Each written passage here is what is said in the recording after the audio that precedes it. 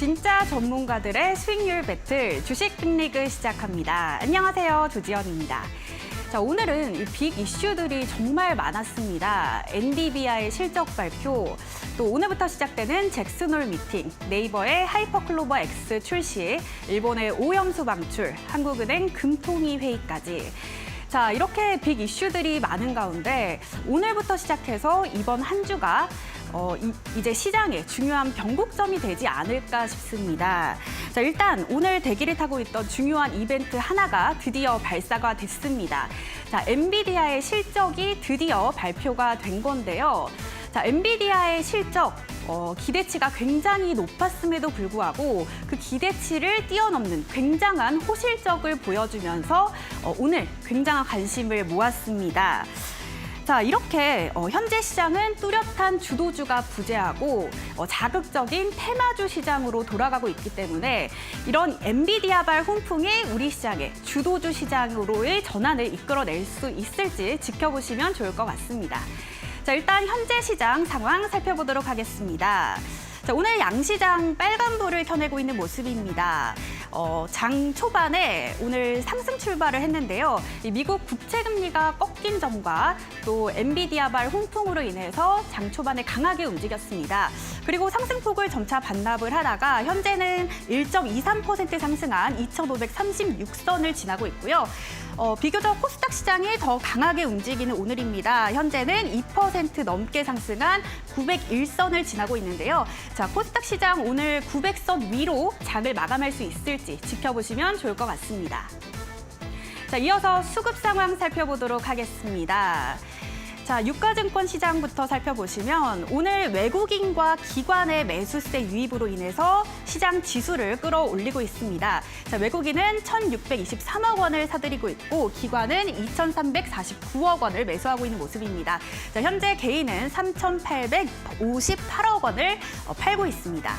자, 이어서 코스닥 매매 동향도 이어서 살펴보도록 하겠습니다. 자, 마찬가지로 이 외국인과 기관의 매수세가 유입이 되고 있습니다. 각각 2,411억 원 사들이고 있고요. 기관은 이 연기금 위주로 821억 원을 매수하고 있는 모습입니다. 그리고 개인의 차익 실현 물량이 출회되고 있는데요.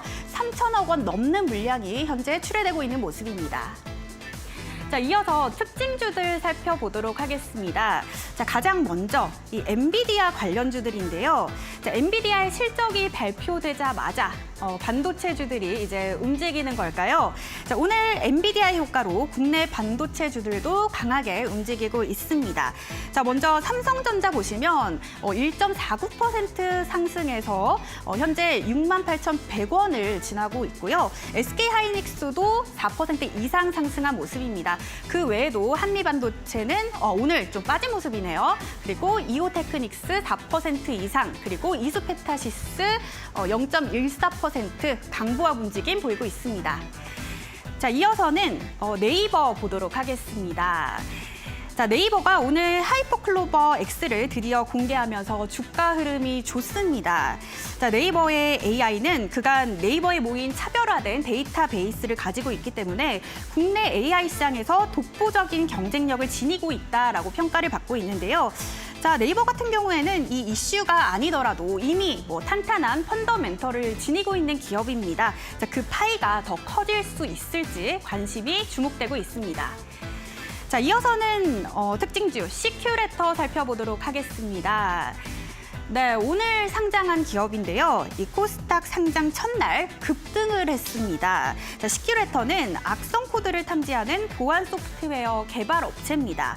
자, 안랩 출신의 개발자가 설립한 업체인데요. 앞으로 이 적극적인 해외 시장 진출도 꿈꾸고 있기 때문에 앞으로의 행보가 더 주목되고 있습니다.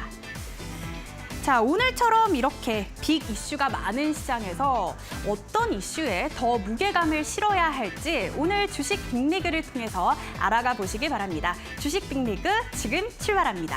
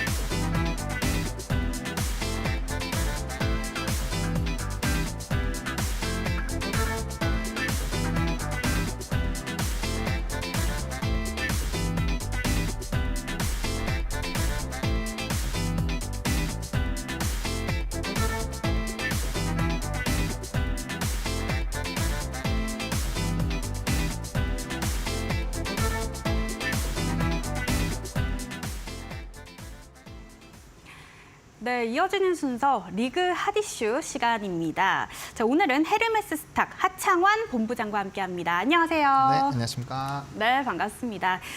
자, 오늘 시장 이야기부터 해볼까 하는데요. 자, 드디어 이 대기를 타고 있던 엔비디아의 실적 발표가 났습니다. 자, 우리 시장에도 이로 인해서 반응이 뜨거웠는데요. 어떻게 보셨을까요? 네, 지금 시장이 말해주고 있지 않나라고 생각을 하고 있고요. 오늘 삼성전자나 하이닉스 모두 다 좀 좋은 모습이 나타나고 있고, 물론 좀 그런 움직임은 있죠. 이제 초반에 갭 상승이 나온 이후에 그러한 좀 상승력을 조금 확대하기보다는 일부 종목군들에서는 신고가를 갱신하는 종목도 있지만 약간은 좀 차익 매물들이 나오면서 오히려 좀 눌림 현상이 나오는 종목군들도 있습니다. 근데 일단 미국장에서 지금 미니 선물 자체도 좀 급등이 나와주고 있는 상황이고, 그다음에 이제 좀 불안했었던 외국인의 수급이 오늘 대거 좀 들어와 주고 있거든요. 물론 절대적인 수치 같은 경우는 아직까지는 그렇게 크다라고 보기는 어렵지만, 최근에 수급적인 부분에서 외국인의 매도세가 굉장히 강해지고 있었던 그런 상황에서 오늘 이제 반도체 쪽에 턴어라운드를 하면서 외국인과 기관의 수급이 상당히 좀 좋아지는 점은 좀 매력적이라고 보실 수 있을 것 같습니다. 그리고 코스피와 코스닥 상승 종목 수도 월등히 높아지고 있고요. 이전에도 좀 말씀드렸지만 반도체 쪽이 움직이게 되면 이 기타 다른 섹터가 움직이는 거와는 달리 지수 자체를 견인을 하기 때문에 보다 더 이런 투심적인 부분에서 상당히 좀 매력적이다라는 부분을 좀 말씀을 드렸고요. 오늘 시가총액 상위 종목군들 대부분 코스피, 코스닥 좋은 모습 나타나고 있고, 주도주 역할을 해주고 있는 반도체와 2차전지 모두 다 빨간불을 켜주고 있기 때문에 약간의 좀 무난한 시장의 흐름이 좀 진행이 될 것이다. 다만 이제 아시겠지만 잭슨홀 미팅에서의 정말 매파적인, 우리가 예상치 못한 그런 격한 발언들이 나오지 않는다라고 한다면 지금 시장은 충분히 이런 주도주들의 강세 기조로 좀 버틸 수 있는 시장이지 않을까라고 정리드리겠습니다. 네, 이렇게 반도체주들의 움직임으로 인해서 우리 시장 앞으로 상승 탄력을 받을 수 있지 않을까라고 말씀을 해주셨습니다. 자, 그럼 리그 핫 이슈 시간을 통해서 오늘 장을 움직이는 이슈 확인해 보도록 하겠습니다. 네, 미국 반도체 종목인 엔비디아가 월가 기대치를 대폭 웃도는 깜짝 실적을 기록했습니다. 자, 일각에선 이번 분기 엔비디아의 실적 기대치가 지나치게 높다는 지적도 나왔었는데요. 그럼에도 엔비디아는 오히려 컨센서스를 크게 웃도는 깜짝 실적을 내놓으며 또 한 번 시장을 놀라게 했습니다.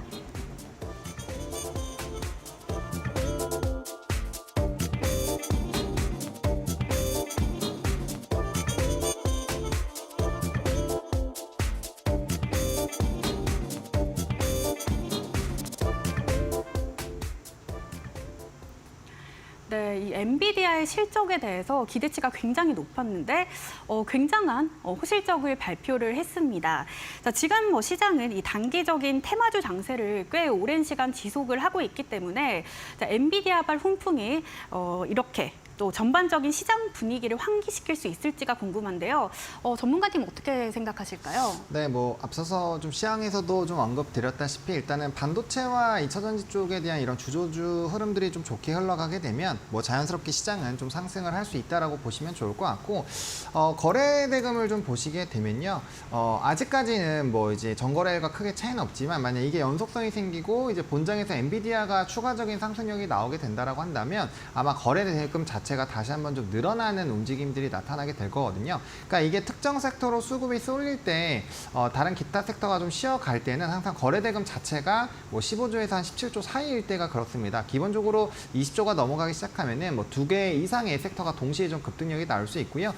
그리고 시장 자체가 지금 이제 초전도체부터 시작해서 맥신, 그리고 이제 양자도 오늘 좀 움직였었고요. 그러니까 이슈나 테마로 지금 접근할 수 있는 쪽이 워낙 많은 상황이죠. 그러다 보니까 거기 안에서 순환매가 돌고 있는데, 결과적으로는 소재단에서의 뭔가 이벤트가 발생이 되면서 이제 여러 가지로 좀 엮일 수 있는 쪽에서의 좀 테마적인 흐름들이 나타나는 거거든요. 그러니까 이게 다 별개로 떨어져 있는 것 같지만 결과적으로 한 테마 안에서의 좀 순환매 관점으로 보시면 좋을 것 같습니다.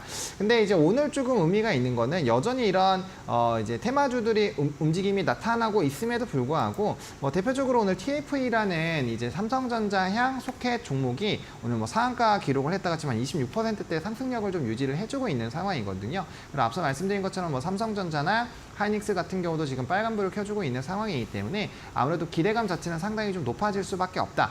그리고 이제 시장에서 엔비디아에 대한 이런 실적 전망치들이 사실 굉장히 좀 좋게 나왔었거든요. 좋게 나왔고 이게 과연 이게 요거를 충족할 수 있을까라는 좀 물음표들. 게다가 뭐 미국장 보시는 분들 다들 아시겠지만 엔비디아의 주가가 굉장히 좀 탄력적으로 지금 최근에 계속 올라오고 있었던 상황이거든요. 그러니까 이제 그런 부담감이 있는 거죠. 저점 대비했을 때는 이미 엄청나게 많이 올랐고 그래 1분기 실적도 상당히 좋은 거는 오케이 좋겠다 이건데 그게 이제 2분기, 3분기에도 이어질 수 있을까? 만약 그렇게 되지 않으면 통상적으로 이제 피크아웃 우려가 발생이 되면서 거기에 따라 이제 차익이 강하게 나올 수밖에 없는 환경이었다라는 거죠. 근데 이번에 실적 발표에서 이미 2분기 때 실적이 굉장히 좋게 나왔고 이게 시장 컨센을 한 20%를 넘어가는 부분으로 제시가 된 상황이고 그다음에 추가적으로 3분기 실적 예상치도 굉장히 좀 높게 지금 형성이 되어 있는 상황입니다. 아무래도 이제 공급발 이슈가 계속적으로 될 거기 때문에 뭐 관련된 이슈는 계속적으로 좀 진행이 되지 않을까라고 보고 있고요. 이게 이제 산업의 흐름을 좀 생각을 해보셔야 되거든요.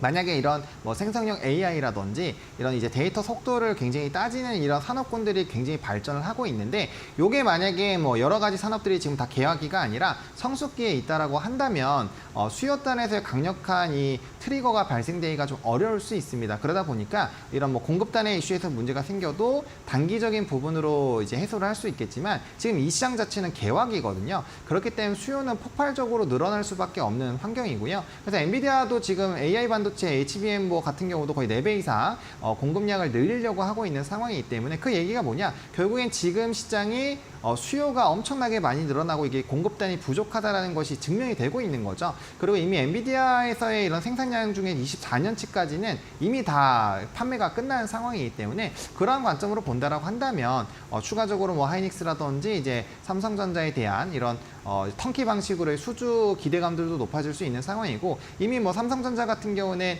그런 이제 ADM에서 이미 그걸 받았잖아요. 턴키를 받았고 또 추가적으로 받을 수 있기 때문에 그런 이제 생산 캐파에 대한 기대감들이 높아지게 되면 결과적으로 우리나라의 그런 밸류체인 하위단에 있는 종목군들은 뭐 대거 수혜를 받을 수밖에 없는 위치가 될 수밖에 없다라는 관점으로 이 부분을 좀 해석을 해보시면 좋을 것 같고요. 그다음에 이제 HBSC라든지 뭐 이것도 이전에도 좀 언급을 드리긴 했지만 목표 주가를 상당히 좀 높게 형성을 했는데 이게 상당히 좀 이례적이다라고 계속 말씀을 드렸습니다. 이게 실적 발표에 특히나 근접해서 이렇게 목표 주가를 상향을 그것도 뭐 한 80%, 30% 이렇게 하는 거는 쉽게 나오는 그런 장면은 아니었거든요. 그래서 아무래도 실적은 굉장히 좀 좋지 않을까라고 지속적으로 좀 말씀을 드리긴 했는데 그런 것들이 개화가 됐고 오늘 가장 중요한 거는 본장에서의 이런 기조가 이전처럼 깜짝으로 막 20%가 넘어간다. 그러면은 뭐 이번 주 안에서는 반도체 랠리가 굉장히 강할 것이고 그런 기조들이 좀 유지가 될 수 있을 것이기 때문에 이 관련된 이슈는 이제 지수와 그리고 이제 반도체 주도주라는 다시 턴을 할 수 있는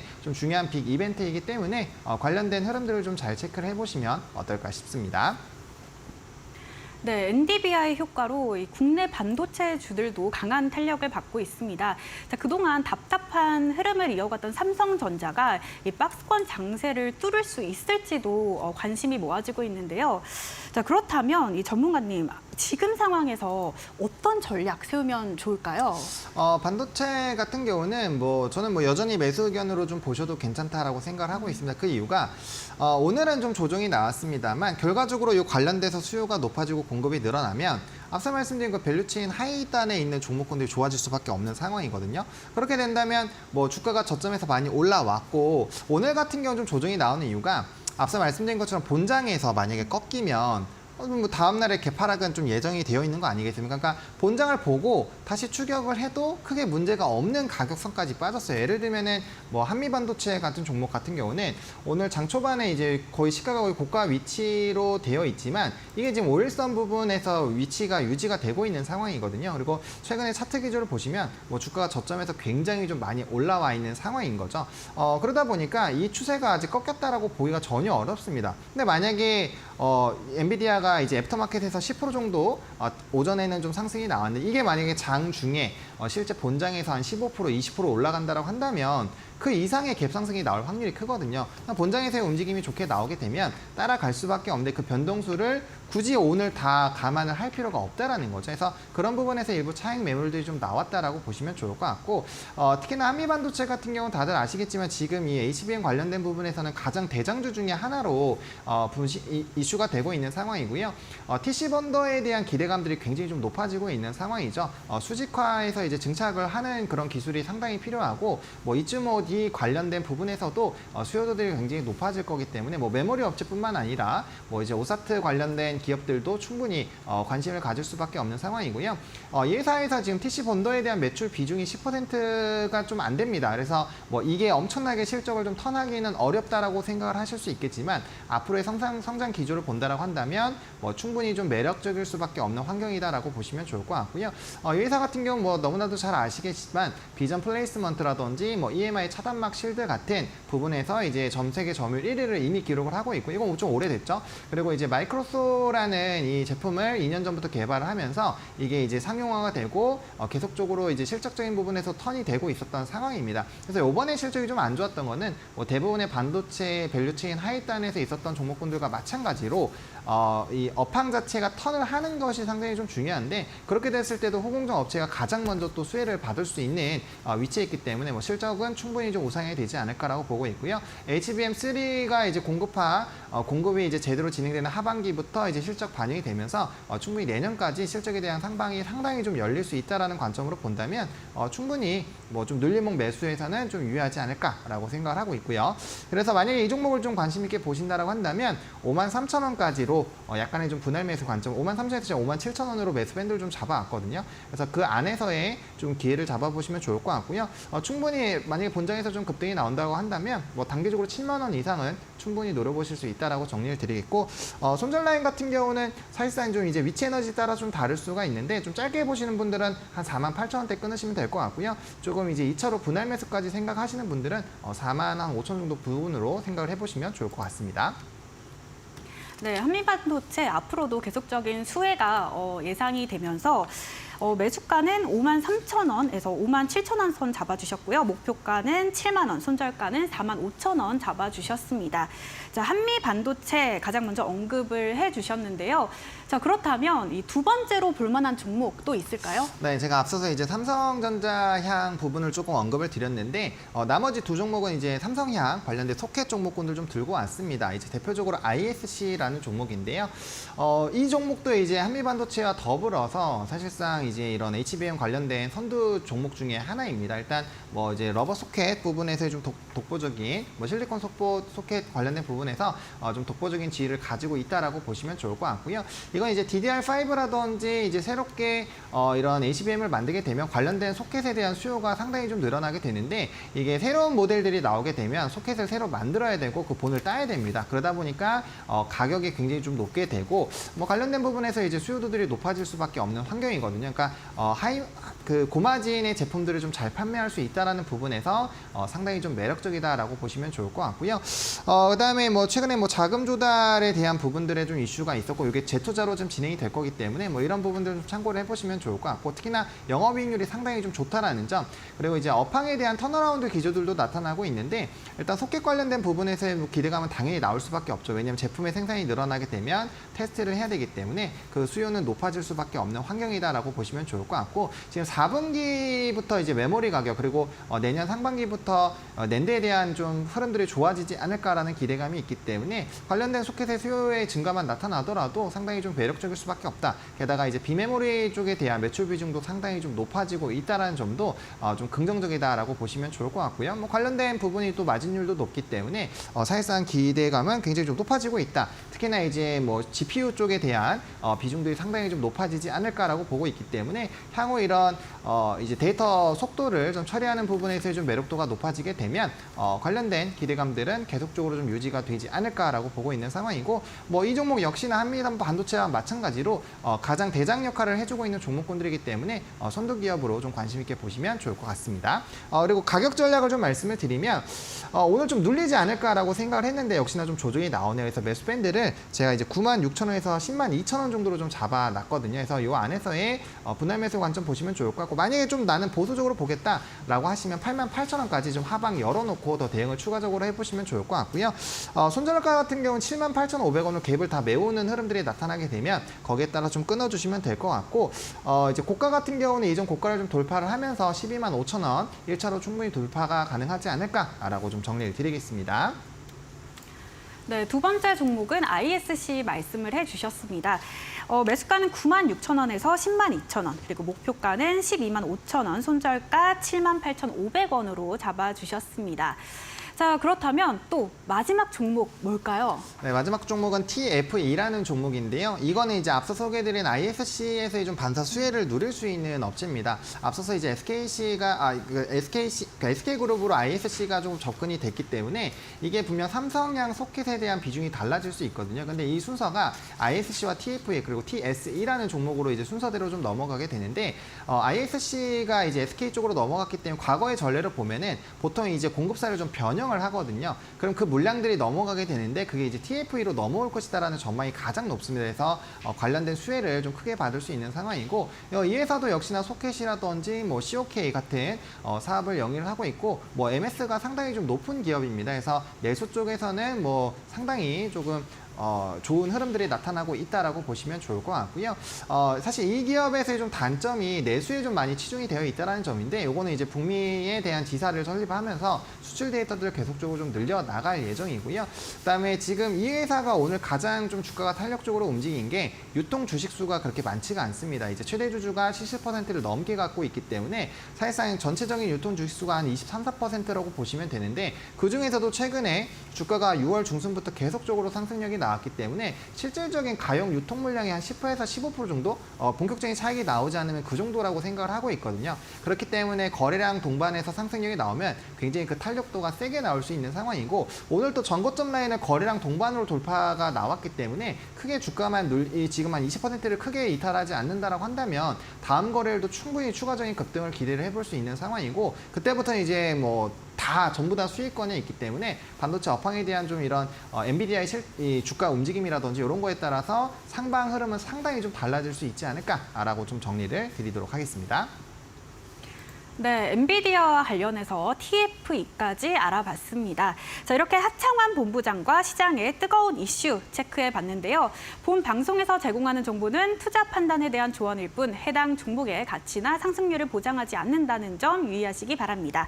자, 오늘 좋은 의견 주신 하창환 본부장과는 여기서 마무리하도록 하겠습니다. 고맙습니다. 네, 감사합니다.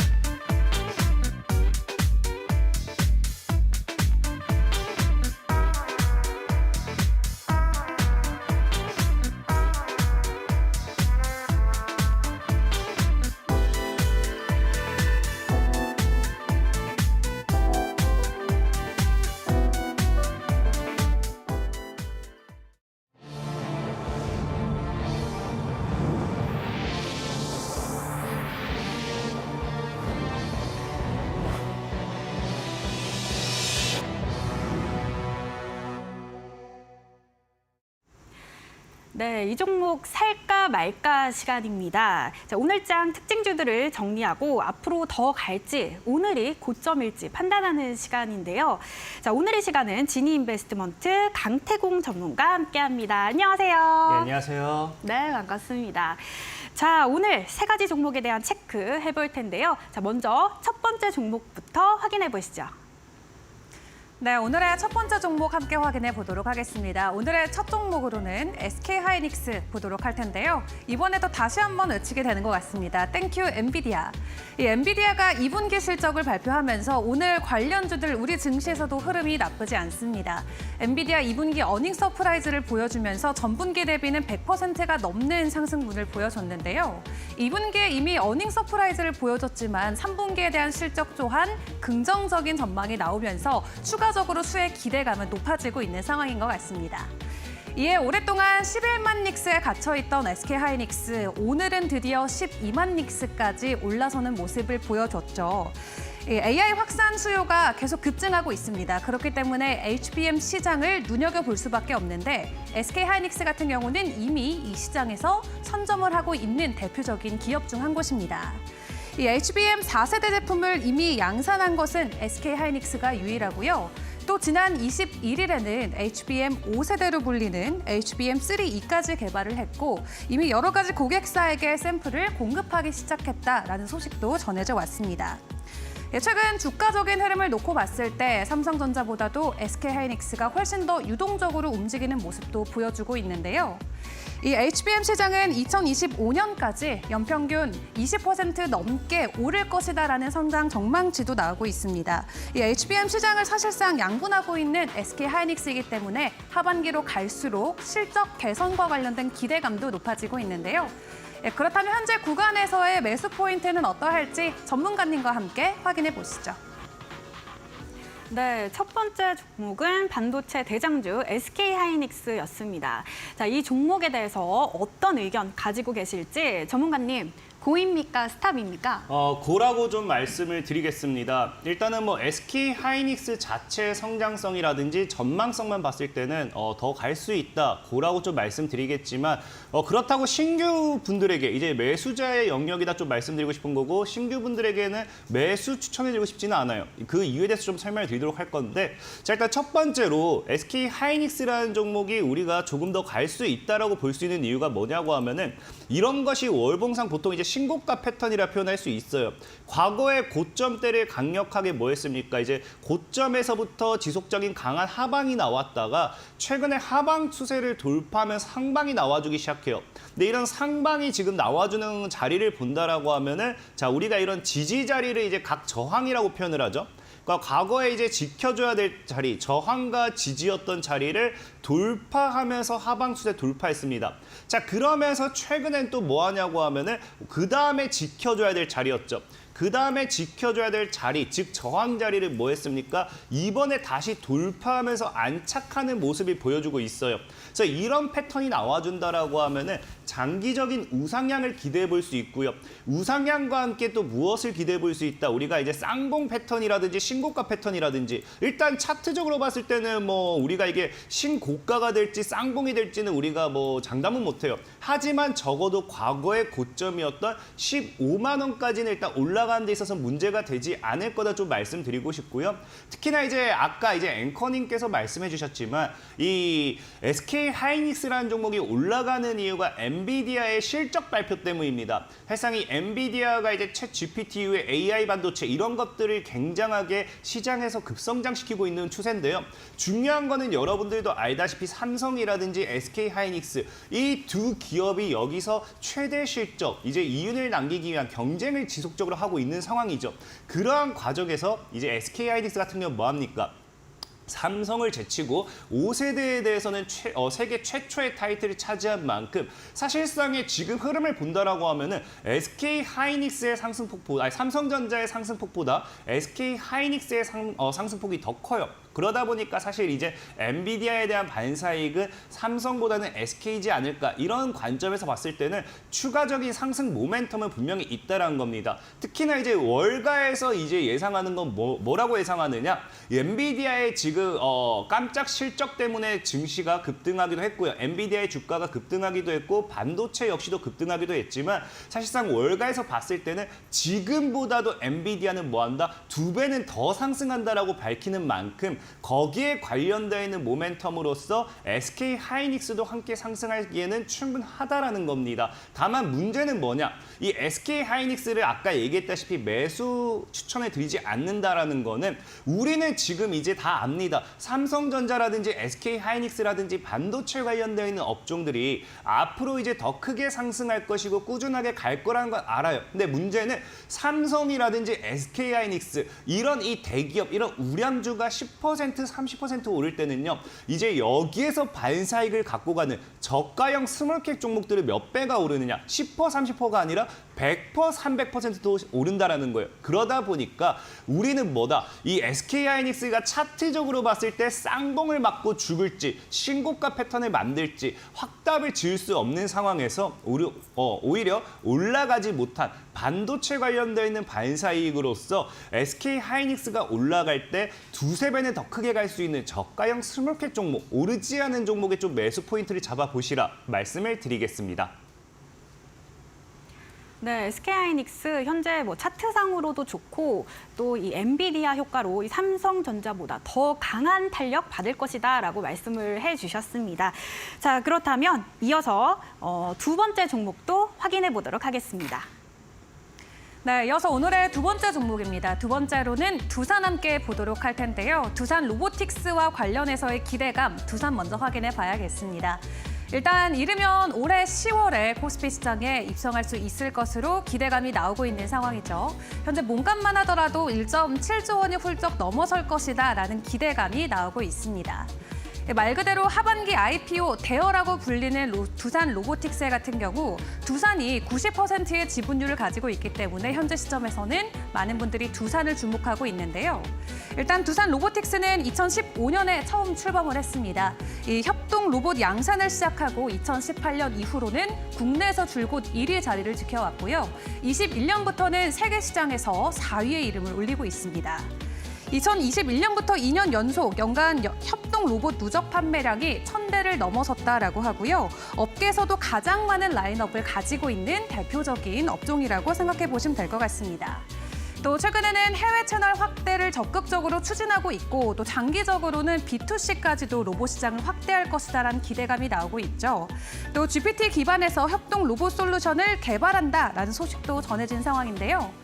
더 이상 기대감에 움직이는 로봇주가 아니라 실적으로 움직이는 로봇주, 바로 두산 로보틱스가 될 거라는 기대감에 많은 분들께서는 두산에 먼저 눈을 들이고 계신 것 같습니다. 그렇다면 두산만 놓고 봤을 때는 매수 타점이 유효할지 전문가님과 자세한 이야기 확인해 보시죠.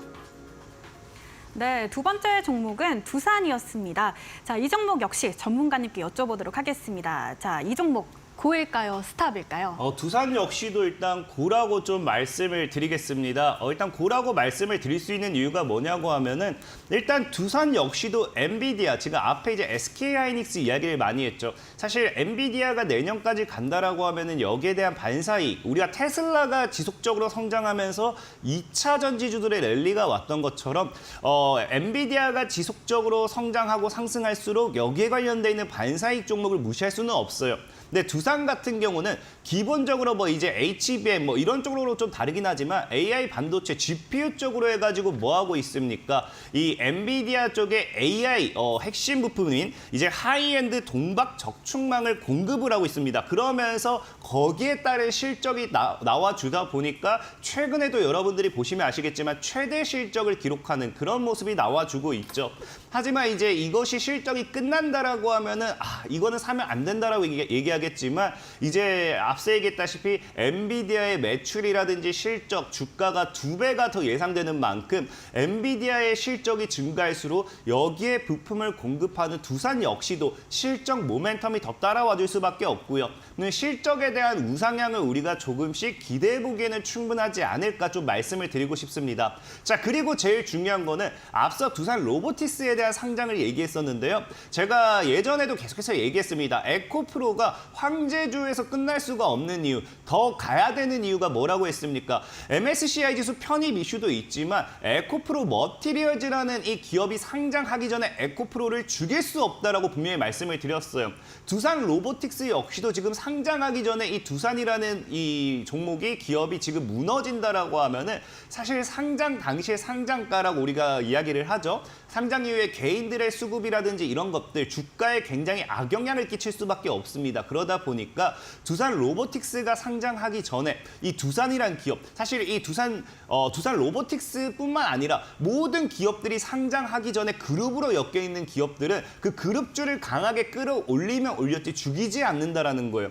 그런 관점에서 봤을 때 두산이라는 이 기업은 두산 로보틱스의 상장을 위해서라도 주가를 오히려 더 끌어올리기 위한 주주를 위한 그런 적극적인 행보를 보여주지 않을까 좀 생각을 해보고 싶고요.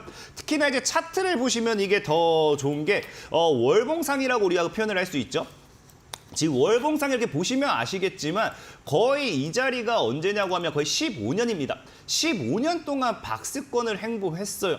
근데 지금 이 자리만 뚫어낸다라고 하면은 우리가 정말 강력한 상승으로서 기대할 수 있는 게 여러분들이 일봉상이라든지 우리가 패턴을 보면 이런 게 있죠. 강력한 상승 이후에 이런 박스권을 만듭니다. 박스권을 만들고 나서 이 박스권을 돌파했을 때는 뭐가 나온다? 주가의 강한 상승이 나오게 되어 있어요.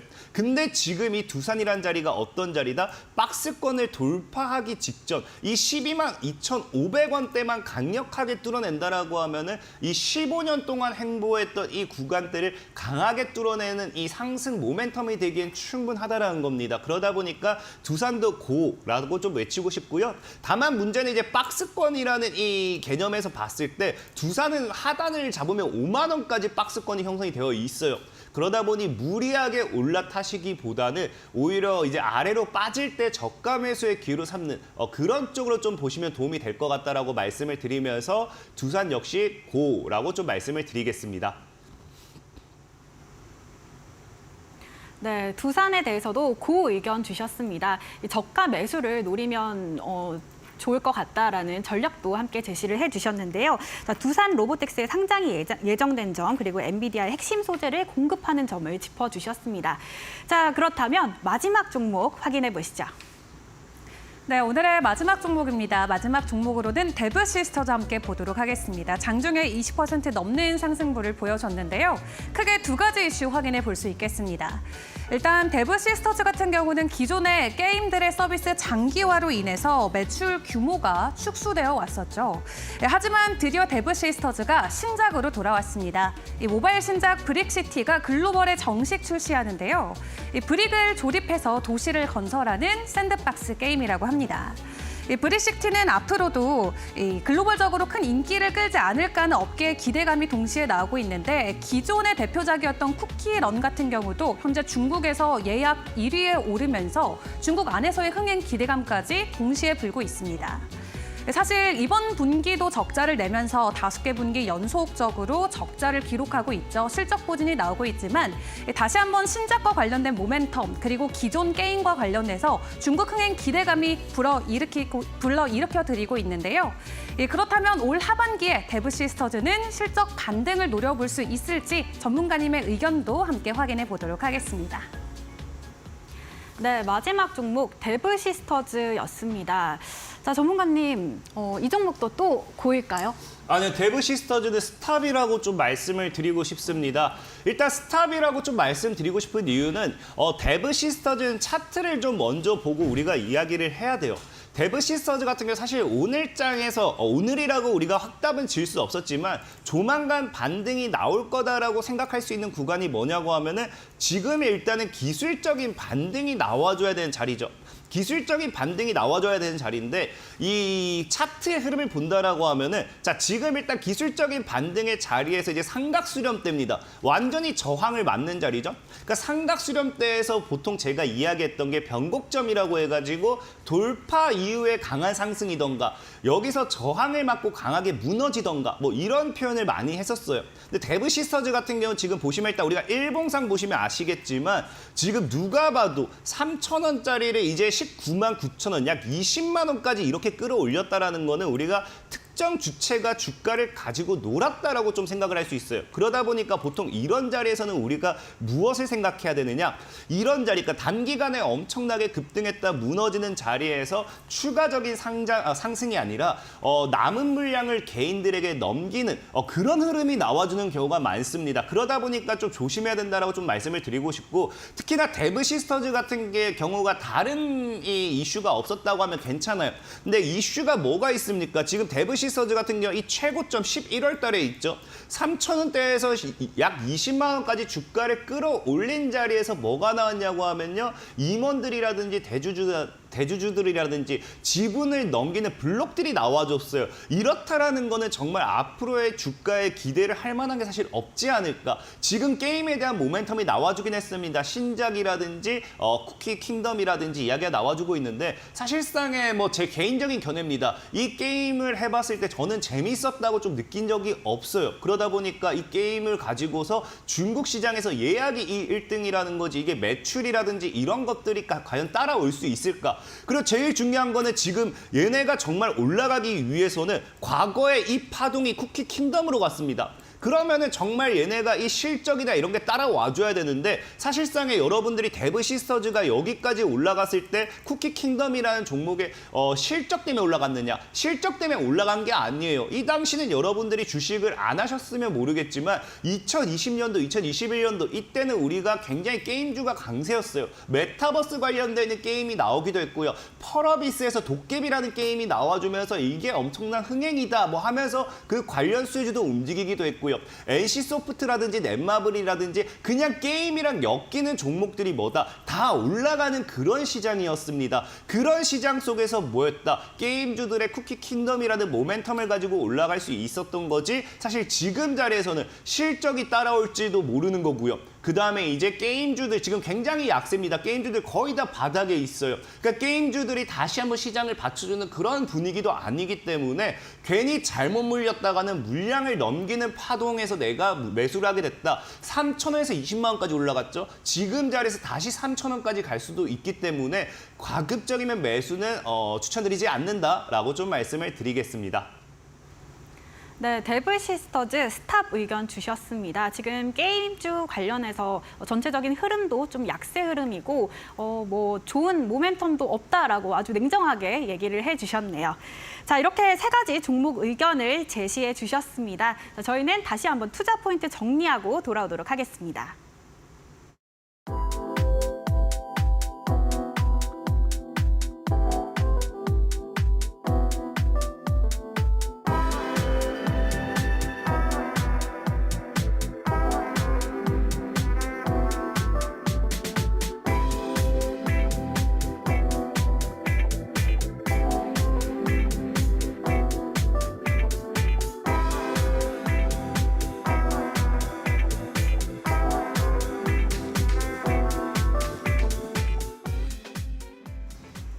네, 이어지는 순서 리그 레벨업 시간입니다. 여러분들의 계좌를 레벨업 시킬 수 있는 진정한 고수 전문가는 누구일까요?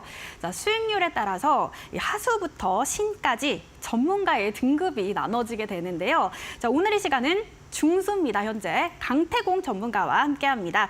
자, 중수, 고수, 영웅을 넘어 신으로 도달하길 기대를 해보면서 자, 오늘 레벨업 종목은 어떤 종목일까요? 오늘 여러분들에게 소개시켜드리고 싶은 종목은 이수 앱지스라는 종목입니다. 자, 일단 이수 앱지스라는 종목이고요. 일단은 뭐 최근에도 지속 몇 번 얘기했던 것 같은데, 제약바이오 지금 시장이 반도체도 좋고 2차 전지도 좋고 굉장히 이슈가 많이 나와 있어요. 하지만 제약바이오도 분명히 테마성 장세에 있어서 다시 돌아올 때가 됐다라고 여러분들에게 말씀을 드리고 싶고요. 특히나 이수 앱지스 같은 경우는 최근에 이제 뭡니까? 알츠하이머 관련되는 모멘텀이 있죠. FDA 관련되는 신약에서 알츠하이머가 이제 채택이 되면서 승인이 되면서 알츠하이머 시장에 대한 기대감이 굉장히 커지고 있습니다. 그래서 치매 치료제 이쪽으로는 우리가 뭐 눈여겨봐야 된다라고 좀 말씀을 드리고 싶은데, 거기에서 이제 우리가 모멘텀 받을 수 있는 게 일단 첫 번째로 이수 앱지스다. 당연하게 이제 우리가 뭐 항암 뭐 이런 것들, 항암 줄기세포 뭐 이런 것도 있지만 치매 치료제 역시도 우리가 무시할 수 없는 그런 시장 규모를 가지고 있고요.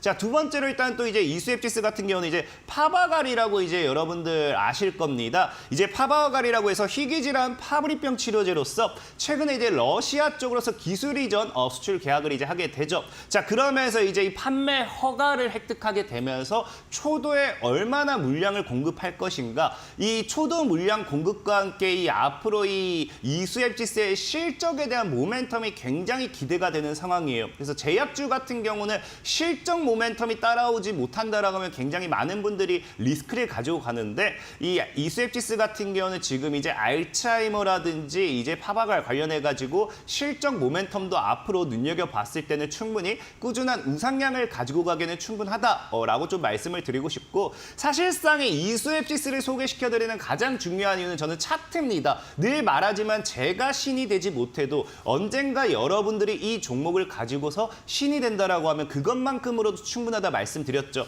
사실 이수앱지스의 차트를 같이 보고 가도록 할게요. 이게 당장 내일 갈 거다, 다음 주에 갈 거다라고 말은 못하지만 그럼에도 이 종목이 앞으로 장기적으로 충분하다라고 말씀드릴 수 있는 거는 일단은 하방 추세 돌파가 나왔어요. 아까도 얘기했다시피 상승 이후에 이렇게 일단 무너졌다가 뭐를 해준다 했습니까? 상승 이후에 하방 추세 돌파와 함께 박스권이라고 했죠. 그래서 월봉이라든지 주봉으로 좀 보면 더 쉽겠지만 이렇게 하방 추세대를 무너뜨리면서 지금 뭐 한다? 바닥을 잡는다라는 거죠. 바닥을 잡으면서 이런 박스권을 이렇게 그려나가는 모습이 나와주고 있습니다. 자, 그러면서 지금 월봉의 차트를 본다 하더라도 기간보다는 뭡니까? 지금 차트를 지금 딱 때려봤을 때 대략적으로 5,000원이죠. 늘 이수앱지스는 그랬어요. 전교 1등 하던 애들이 늘 1등 하는 것처럼 이수앱지스 늘 5,000원에 왔던 애가 꼭 얼마까지 간다? 16,000원 정도까지는 꼭 간다라는 거예요. 5,000원에 오면은 다시 16,000원대 오면은 5,000원. 5,000원대 오면 다시 16,000원, 18,000원까지 가면서 최근에는 뭐 했습니까? 거래량을 엄청나게 터뜨렸죠. 거래량을 엄청나게 터뜨리면서 주가의 강한 시세로 25,000원까지 갔다가 이 하방 추세대를 깹니다. 하방 추세대를 깨고 지금 바닥을 다지고 박스권을 행보를 하고 있는데, 지금 이수앱지스가 어때요? 이 박스권을 사실 돌파했어요.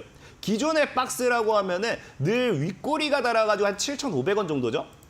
그래서 보면 아시겠지만 7,500원 정도의 늘 윗꼬리를 달면서 이제 저항을 맞았지만 이번에는 뭐 한다? 7,500원을 돌파하고 안착하는 시세가 나왔기 때문에 정말 이번에는 우상향하는 타점이지 않을까. 그럼 이런 관점에서 봤을 때는 저가 매수의 기회의 자리라고 좀 볼 수 있겠다라고 좀 말씀을 드리고 싶어요.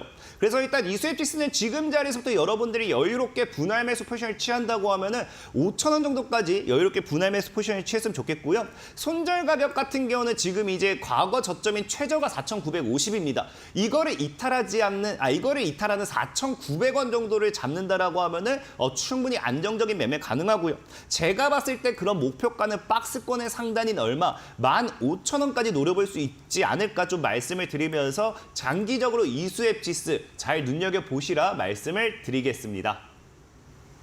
네, 이수앱지스 지금 바이오주가 돌아오고 이런 내용들도 있지만 그것보다는 지금 차트상으로 봤을 때 굉장히 좋다라고 이야기를 해주셨는데요.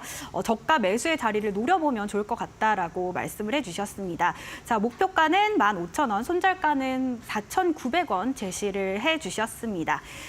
자, 그렇다면 오늘 도움 말씀 주신 강태공 전문가와는 여기서 마무리하도록 하겠습니다. 고맙습니다. 감사합니다.